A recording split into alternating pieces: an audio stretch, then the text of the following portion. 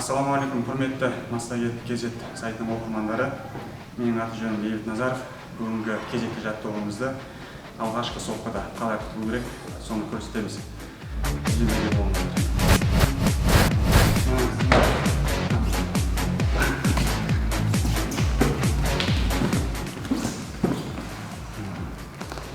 Қазір көрсететін тәсіліміз алғашқы менің қарсыласым оң қолмен соққы жасаған кезде басымызды кішкене сыртқа алып, өзіміз оң қолымызбен мойнынан құшақтаймыз.